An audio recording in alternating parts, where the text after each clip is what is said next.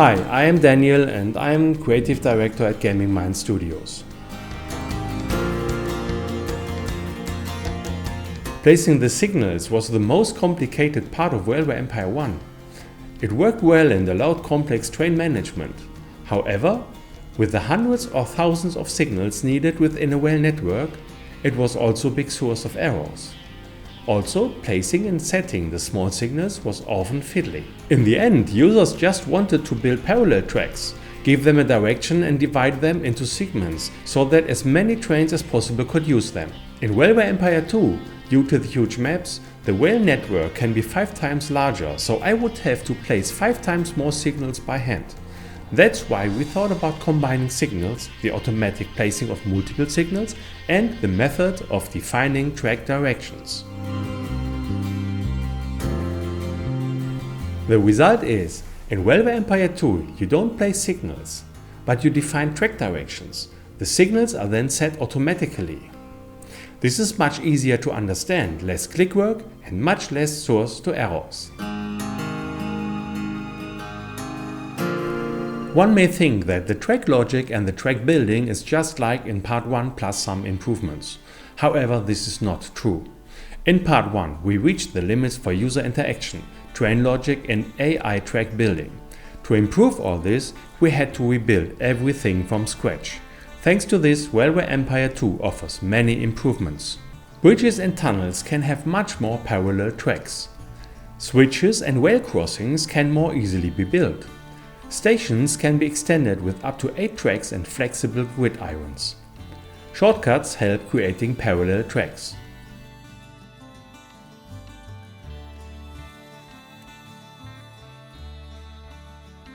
Part 2 also offers better terrain adjustments when building parallel tracks in hilly areas. In total, the new system is easier to get into and less tedious work in the late game while giving more options at the same time. With the new size of the maps, it is obvious that many users will create huge companies with hundreds of trains. To manage them all would be difficult with the single train philosophy of Part 1. All trains of the line will use the same locomotive and you can set up the line automatically or with many manual settings as in Part 1. Additionally, many different alerts will tell you, for example, if a train line loses money or could use more trains.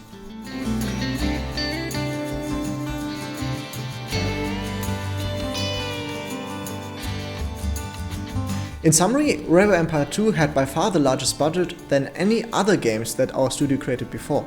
And I can tell you why. The scope of Railway Empire 2 is huge. It offers 14 maps in North America and Europe, plus the full maps of both continents.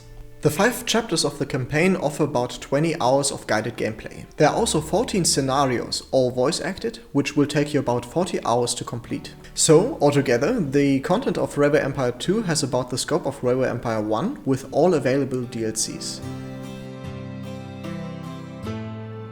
For our continental maps, we wanted to increase the number of towns and businesses, and we wanted to have more space between towns to enable bigger and more complex rail networks.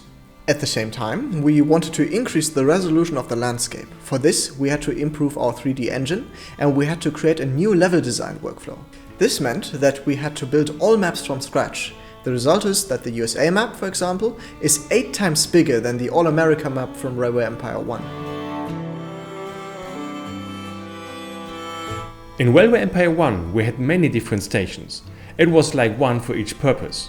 But we wanted them to be more flexible as the world is undergoing extreme growth and change all the time. So we've put a lot of work into the train stations of Railway Empire 2 and tried to make them as adaptable as possible. Some examples. First off, stations may be built anywhere. It doesn't matter if in a city, near farms or even somewhere in between. In towns, up to 3 stations are allowed with up to 8 tracks. Small stations can easily be expanded into larger ones whenever you need them. The 2 possible extension buildings per station allow for very different purposes. Or expand a station in the countryside with an inn to allow passengers to switch train lines and get to their destinations more dynamically. You may also extend stations with warehouses and create a network of them to optimize the distribution of goods.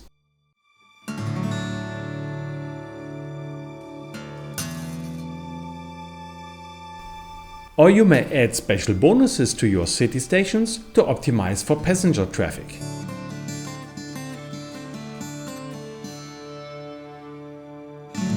So there are many possibilities to organize your transport network with the help of your train stations.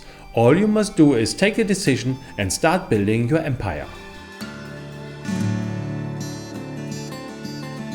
In Railway Empire 1, especially the interface was more cartoony. But when we increased the graphic details of the landscapes, buildings and locomotives, we thought that a high degree of realism would be best for railway fans. Since this contradicted the interface, it had to be more realistic. This also helped us to reduce the size of the interface, so there are fewer full-screen dialogues and you can enjoy the game world more often.